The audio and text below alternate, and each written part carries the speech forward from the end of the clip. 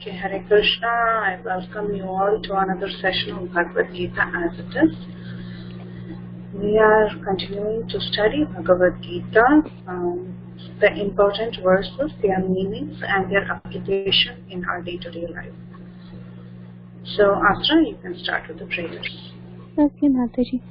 Om Jnanatimirandasya Jnananjanashalakaya Chakshurunmilitam Jnana Tasmai Shri Gurave Namaha. Namo Vishnupadaya Krishna Prishtaya Bhutale Srimate Bhaktivedanta Swamini Namine Namaste Saraswate Deve Gauravani Pracharine Nirvishesha Shunyavadi Paschyatya Deshacharine Shri Krishna Chaitanya Prabhu Nityananda Shri Advaita Shiva Shadi Gauravakta Hare Krishna, Krishna Krishna, Hare Hare, Hare Rama, Rama Rama, Hare Hare. Very nice. So, you can take turns and recite any of the previous verses that you have learned.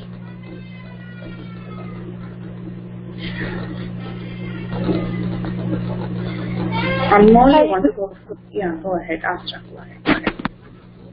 Manushyanam sahashyatu kashchit yatati siddhaya yata tamapi siddhanam kashchit mam vipati. Very nice. Thank you so much, Astra.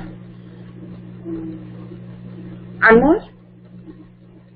Hare Krishna Mataji, can I see 7.3? Yes. Manushyanam sahasreshu kaschit yatati siddhaye yatamapi siddhanam kaschin mam vipitaksataha. Very good, thank you. And Krishna Chaitanya? 5.29 Bhoktaram yagna tapasam sarvaloka maheshwaram suhridam sarvabhutanam natva mam shanti nitsyati. Very good. Ashutosh? Yes. Can I say yada? Yeah. Yada hi dharmasya glanirvati bharata abhyaptanam adharmasya tadatmanam shidamyaham. Thank you so much. Good. Everyone is doing very well. Can someone do Chanchalam hi Manaha Krishna?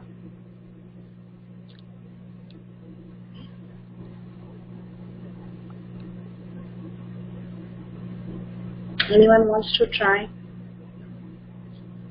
6:34.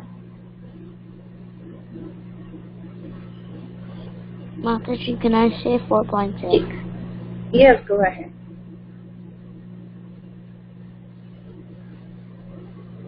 Yes, go ahead. He dropped. Mataji, I can do 6.34. Yes. Chanchalam himana Krishna pramati balavadidam tasyaham nigraham manye vayari vasuduskaram. Very good. So, our previous two verses were Chanchalam Himanha Krishna and Manushyanam Sahasreshu. And today's verse is going to be Bhumi Aponalavayu, and we're going to connect this to the previous two verses that we learned, which is 6:34 and 7.3. Okay. So, let's go to Bhagavad Gita 7.4. Please repeat after me. Bhumi Aponalavayu.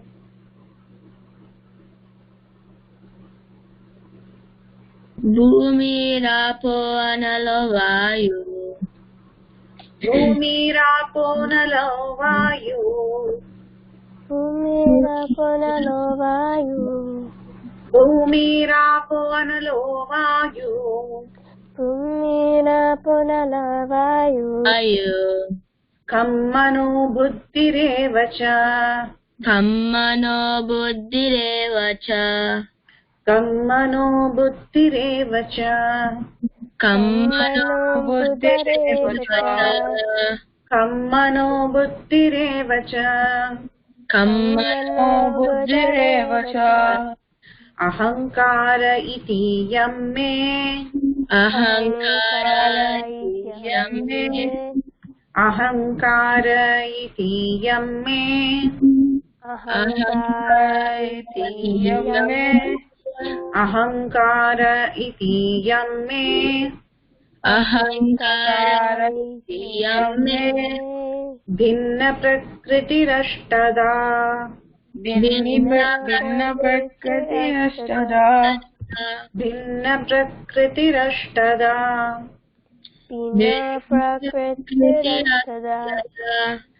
भिन्न प्रकृतिरष्टधा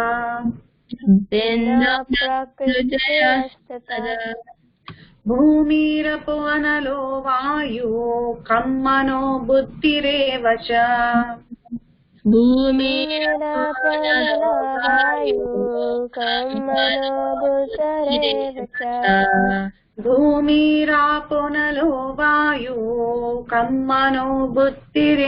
च भूमिरापो नलो वायु कं मनो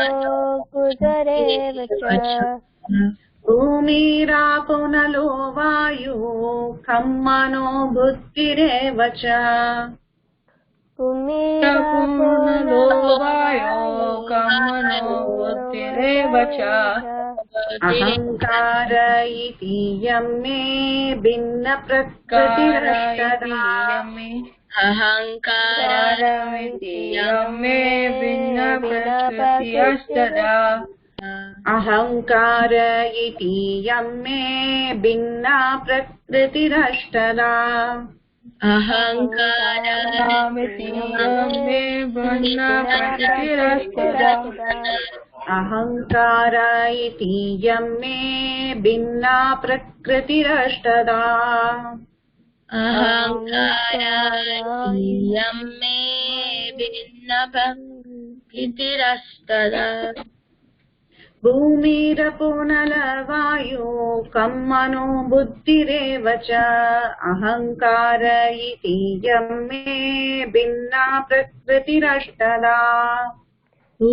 भूमिरपो नल वायु कं मनो बुद्धिरेव च अहंकार इति यं मे भिन्ना प्रकृतिरष्टधा भूमिरापो नलो वायु कं मनो बुद्धिरेव च अहंकार इति यं मे भिन्ना प्रकृतिरष्टधा भूमिरपो अनलो वायो कं मनो बुद्धिरेव च अहंकार इति यं मे भिन्न प्रकृतिरष्टधा. Very good. Okay, now we are going to go through all the word-to-word meanings because each of these words are important for us to know. And you will see these words repeated again and again in several verses of the Bhagavatam and the Bhagavad Gita. So we'll go through each and every word-to-word meaning here. Please repeat after me. Bhumihi, earth. Bhumi, earth. Apa, water. Apa, water. Analaha, fire. Analaha, fire. Vayu, air. Vayu, air. Kham, ether. Come, ether. Manaha, mind. Manaha, mind. Buddhihi, intelligence. Buddhihi, intelligence. Eva, certainly. Eva, certainly. Cha, and. Cha, and. Ahankara, false ego. Ahankara, false ego. Iti, thus. Iti, thus. Iyam, all these. Iyam, all these. Me, my. May, my. Bhinna, separated. Bhinna, separated. Prakritihi, energies. Prakriti, energies. Ashtada, eightfold. Mataji, what? Ashtada, eightfold. What was the question? Did you ask something?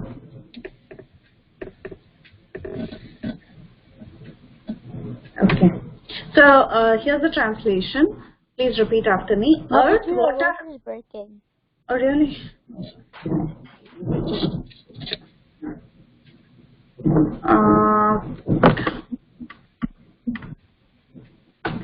Is it better now? Yes, I can't hear you. Okay. Earth, water, fire, air, ether. Earth, water, fire, air, ether. Mind, intelligence, and false ego. Mind, intelligence, and false ego. Altogether, these 8 constitute my separated material energies. These 8 constitute my separated material energies. Very good. So I'll ask you some words. Tell me the English meaning. What is manaha? Mind. Ashta. 8. Buddhi. Intelligence. Apaha. Hare Krishna Mataji. Yes. Can't hear you. Can the rest of you hear me? It's breaking Yes. and it's not audible now. I don't know whether it's my end or everybody is also having the problem. I can hear. Okay.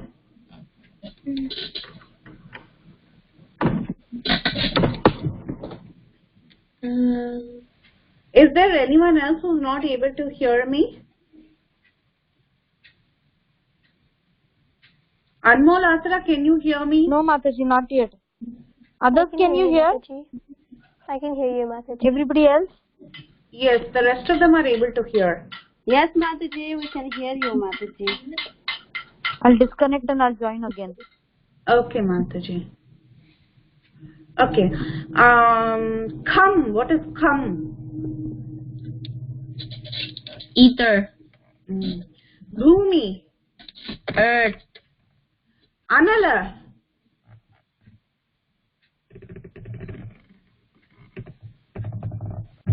Fire. Good. Fire. Okay. So bhinna. Separated. Very good. So remember these words. Actually, almost every word in this translation is important for us to remember. And the translation is earth, water, fire, air, ether, mind, intelligence, and false ego. Altogether, these 8 constitute my separated material energies. So who's speaking this verse? Krishna. Very good. So he's talking about these elements, which is earth, water, fire, air, ether, mind, intelligence, and false ego. These 8 elements to be his separated material energy. Okay, so we'll understand what it means. What is separated material energy? So that is what we're going to concentrate on in this session. So in our previous 2 verses, I asked you to refer to Manushyanam Sahasreshu and Chanchalam Hi Manaha Krishna. So there you see, in this verse, Manushyanam Sahasreshu, we saw that Krishna is the Supreme Lord, and to understand him, it is not easy. How many, one in how many actually try to endeavor for the highest for God realization? 1 in 10,000. Okay. Yes. Okay. So there are 1 in a, very rare. It is very, very rare for someone to try to endeavor to understand the truth, and very, very few of them really understand who God is. So Krishna was talking about that in the previous verse. And before that, we also saw that the mind is a part of our subtle body, and it is very, very difficult to control. Okay, so we saw that the external gross body is made of water, fire, air, and ether. Water, fire, air, earth, and ether. Whereas the subtle body, which you cannot see, has mind, intelligence, and false ego. So we saw this classification in the class before, that there is the soul. On top of the soul, there is a subtle body covering, and then there is a gross body. So there are 3 layers. The subtle ones are the mind, intelligence, and false ego, which you cannot perceive, but you can, with your external senses, that is, you cannot see them, but still you can understand you have them. Okay, and the gross body, we have learned this over and over right from our 2nd chapter. It is made of water, fire, air, ether, and earth. Okay, these are the elements that are seen in this universe as well. Now, when you talk about creation of this material world, we understand that just like how it is very hard to understand Krishna as the supreme truth, similarly, it is extremely hard for us to really understand that actually Krishna is the source of everything. Even the material world that we are in, Krishna, that is the source of it. Just like you look at anything around you, can something come out of nothing? Do you think there can be something that is coming out of nothing? No. No, right? So if you see a computer in front of you, you know there is a source. Someone has made it. Okay, someone has used some plastic or some chips and they have made this computer. If you're looking at a lamp, you can understand that someone has made the bulb. Okay, they have made glass in the industry. They have got it. They've used some chemicals and they have come up with a bulb. So anything around you that you see is never without a creator. So the world that we are in, which is made up of earth, water, fire, air, ether, all these elements, including the subtle elements that is present in each and every body, this all comes ultimately from a creator. Okay? And the Bhagavad Gita explains that there are 3 Vishnus. These are expansions of Lord Sri Krishna who are involved in this creation. The first Vishnu is called as the Karanodakashayi Vishnu. The Vishnu that lies in an ocean that is called as the Karana ocean. Okay, you see that here? Here is the causal ocean. From his body, millions of universes are coming out like bubbles floating in the air. So when Vishnu sleeps, as he exhales from the minute pores of his body. So you've all seen pores on your skin. How many pores do you think you have on your skin? Anyone wants to guess? Like a trillion? Yeah, so you really can't count, right? Like that on Mahavishnu's body, there are so many pores. From each of these pores, as he exhales, so many universes are coming out. Okay, so he is the first Vishnu. He is lying in the causal ocean. From there, creation is starting. And within each universe, there is one Kshirodakashayi Vishnu. He's somewhere here. Okay. So this Kshirodakashayi Vishnu, what he does is he sleeps in the ocean of milk. And he enters each and every living entity as the Paramatma. So we all know we have Paramatma. We have learned that in the 2nd chapter. The one who's always residing with us in the region of the heart. He's the Paramatma. He's Krishna himself, right? So that Krishna's expansion is called as Kshirodakashayi Vishnu. Not only is he present within every living entity, he is also present within every atom of this universe.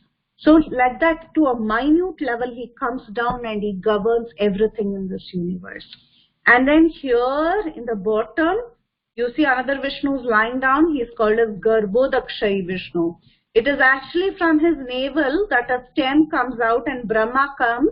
And Brahma, in fact, rules this universe. And he is in charge. This Garbhodakshayi Vishnu is in charge of the elements within this universe. Okay, within each of these universes, there is one Garbhodakshayi Vishnu. And he becomes in charge of creating the elements within that. And from his navel, Brahma comes and he does the engineering of the universe. So this whole creation is actually managed by the 3 Vishnus. The 3 Vishnus, they govern everything that is happening within this universe. So nothing happens independent of Krishna. Krishna is involved even in the minutest detail. Even within the atoms, he comes and he helps. Okay? So everything we see in this universe is only because Krishna made it possible. It didn't come out of nothing. So we have all heard of many theories in our science classes. So as far as spiritual knowledge goes, we always see that there is a person, there is a creator behind everything. There is no question of Big Bang or anything in our spiritual understanding. Okay, everything comes from Krishna. He creates this universe. And within this universe, we were talking about this universe, within this little shell that you see, within this universe, what is present? That is what he is discussing here. All that you see within the universes is Krishna's external energy. He's saying that he has an external energy. Now let's understand that properly. Okay? God's energies can be classified into inferior material energy and superior spiritual energy.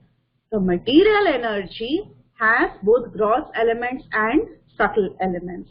Just like how in our body, we saw in 2 verses before this, we have the external gross body made of the 5 elements: earth, water, fire, air and ether, and the subtle body made of mind, intelligence and false ego. Similarly, all these elements are present within this universe as well. Actually, we are seeing here, you see these layers, these coverings here, they are actually all these elements that cover this entire universe. Just like how our body, ourselves, we ourselves are covered by subtle body and gross body. Similarly, the universe also has coverings on the shell. Okay, and all these elements are present, and all these elements further create everything else that you see in the universe. Everything you see around you is a product of these elements only. Okay, Krishna is saying that all these in 8. There are 5 here and there is 3 here. 5 plus 3 is 8. All these together constitutes this external energy or material energy. So how many elements are there in the material energy? Total number? 8. 8. Very good. So therefore Krishna says, Bhinna Prakritir Ashtada. 8 elements. How many are gross in that? How many are gross? How many are subtle? 5. And how many are subtle? 3. Very good. And we all know that the spiritual spark is made of Satchit Ananda. That we have already learned. But today we are going to concentrate on the gross and the subtle elements. Okay. And the Bhagavatam, it gives us further details. It says it doesn't stop there. Okay. This is 5 gross elements and this is 3 subtle elements. And Bhagavatam talks of a philosophy called a Sankhya philosophy. Prabhupada talks about this in the purport. So we will quickly touch upon it so that you just have a basic understanding of what it is. The Sankhya philosophy talks about 24 elements in this universe. Okay, if you start dividing it into different parts, you'll understand that you have already come across these. We have the 5 gross elements. We have the 3 subtle elements: earth, water, fire, air, ether, mind, intelligence, false ego. We have all of this.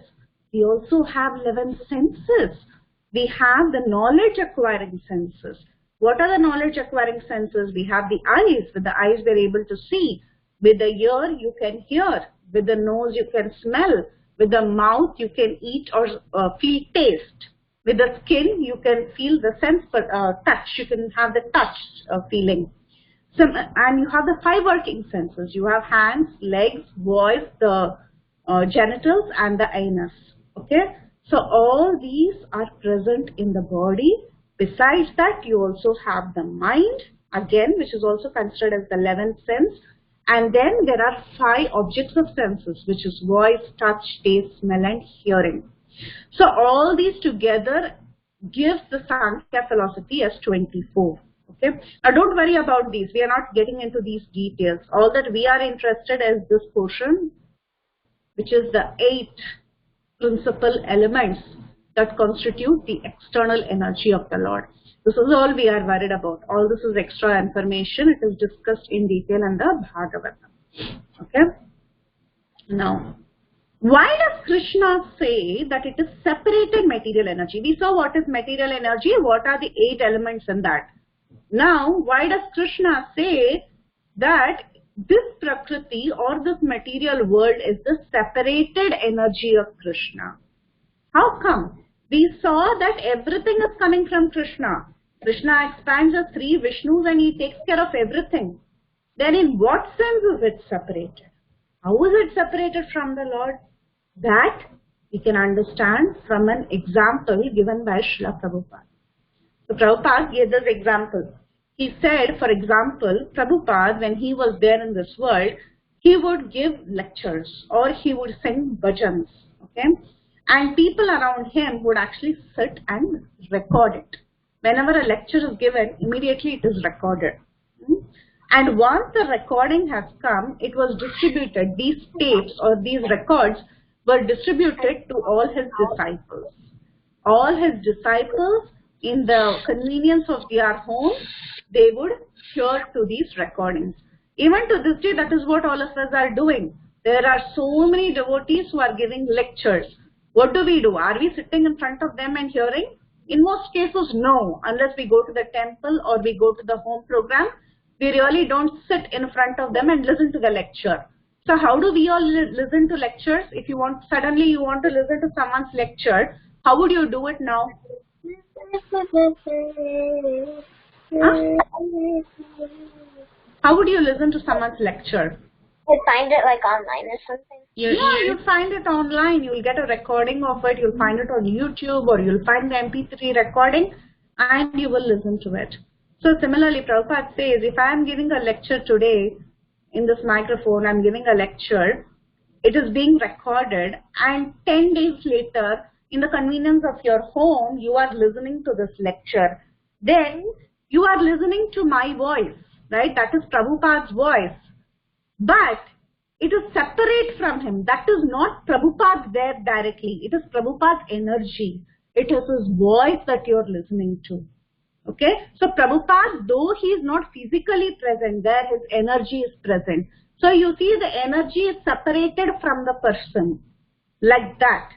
Okay? That's how these material elements work. Though Krishna is the source of it, though Krishna is involved in the creation, still he remains separate from him, from these elements. So this Prakriti is considered as the separated energy of the Lord.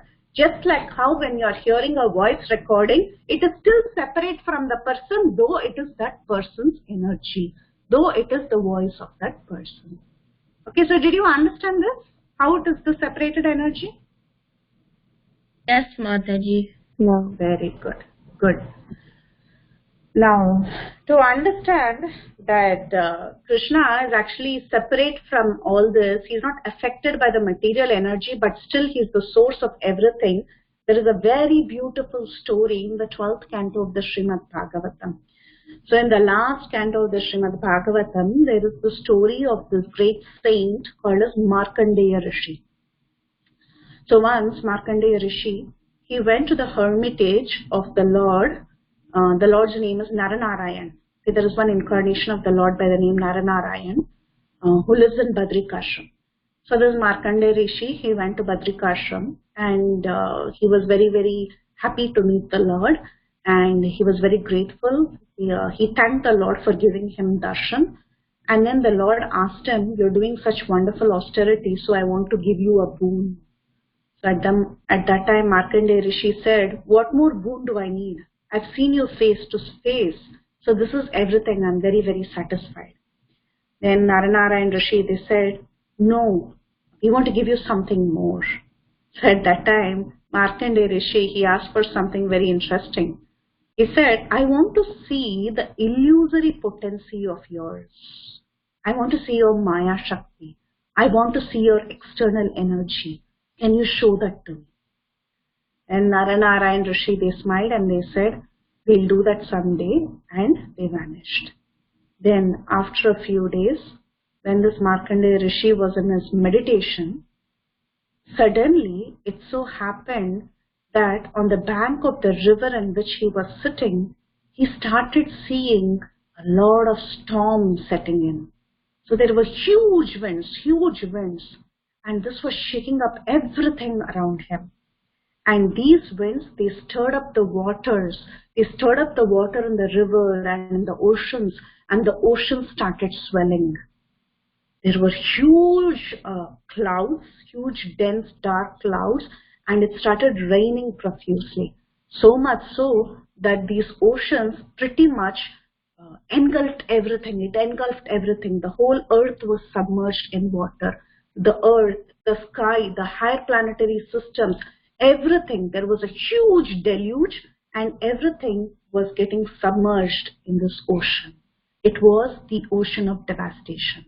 So Markandeya Rishi, he was stuck in this ocean of devastation. He couldn't see anyone around him. He was all alone. Everything vanished because everything was swallowed by this huge ocean.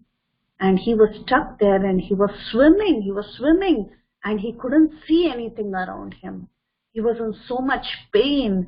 The waters were gushing over him. He was trying hard to save himself. There was no food. He couldn't drink that salty water. Everything was a big mess. He was swimming for so many years. He couldn't see anyone. He was completely lost. Sometimes he would fall unconscious and then he would wake up and again he would swim. Like this went on for thousands of years in this ocean of devastation. And then one fine day, he saw in a distance a very beautiful island. And there in that island, he saw one banyan tree.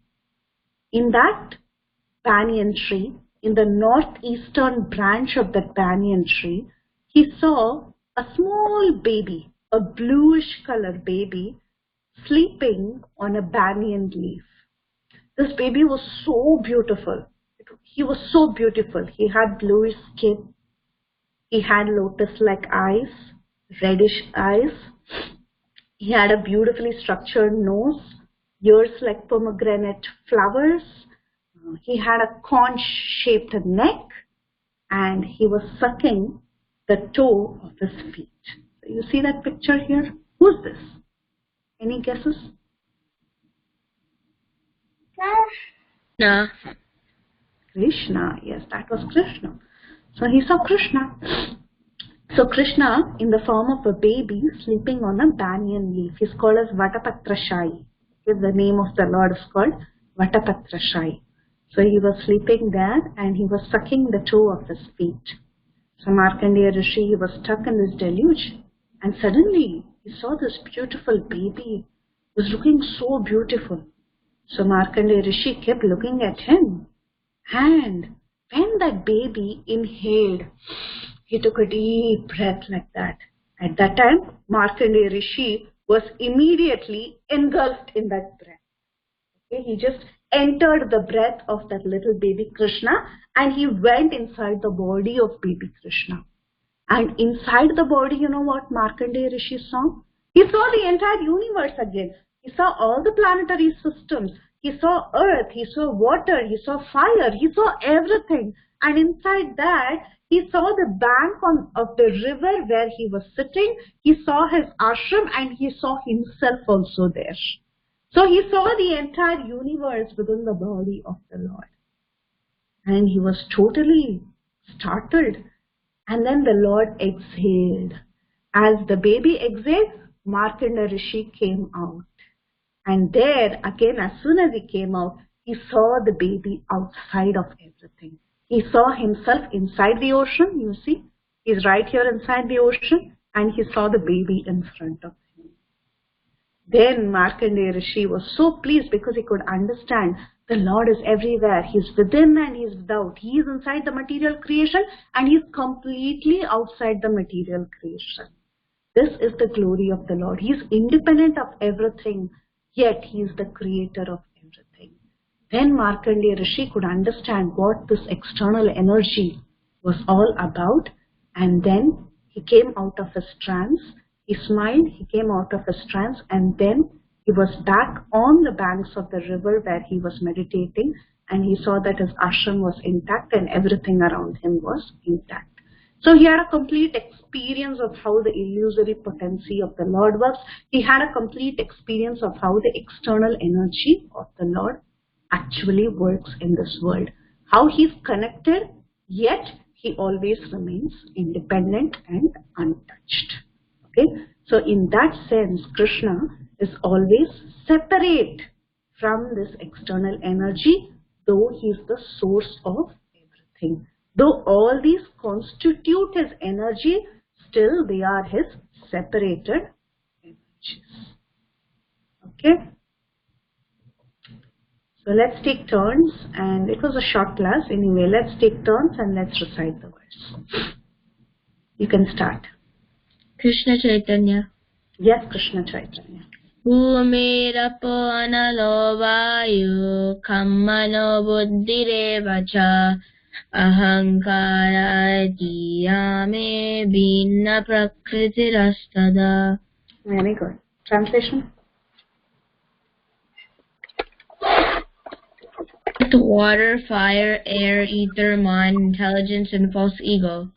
Altogether, these eight constitute my separate material energies. Very good. Good job. Ashita. Yes, Ashutosh. Yes. Bhumir aponalo vayo kame mano buddhir evacha ahankara iti yame bhina prakritir ashtida. Very good. Very good. Aditya, welcome. Yeah. You can try. Bhumirapo nalo vayu kamano buddhireva cha ahankara iti yame vinna prakritirashtada. Very good.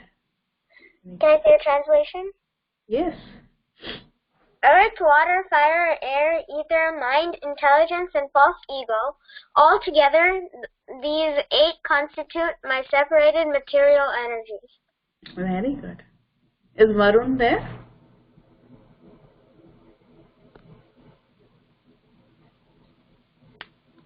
Hare Krishna Mataji, can I go? Yes, Atra, you can go. Bhumirapo nalo vayu kamamano buddhireva cha ahankara ityame vina praktirashtada. Very nice. Earth, water, fire, air, ether, mind, intelligence, and false ego.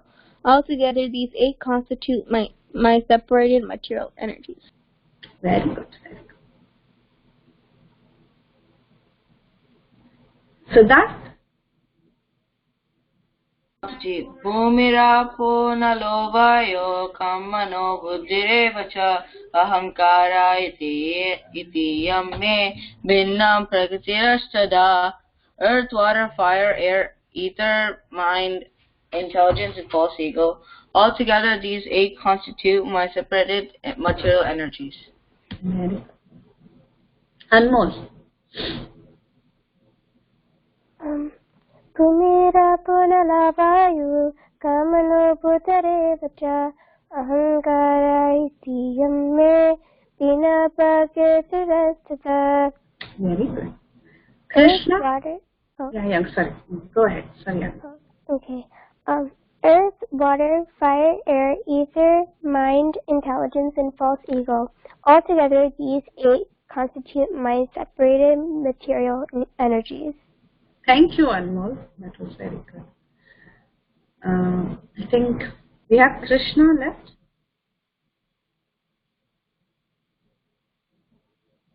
Okay. Mataji is, he's having exams, he's studying. Oh, okay. Okay, no problem. Yeah. So did we cover everyone then? Okay. So then thank you all so much for joining, and we will meet again next week with another verse from the 7th chapter.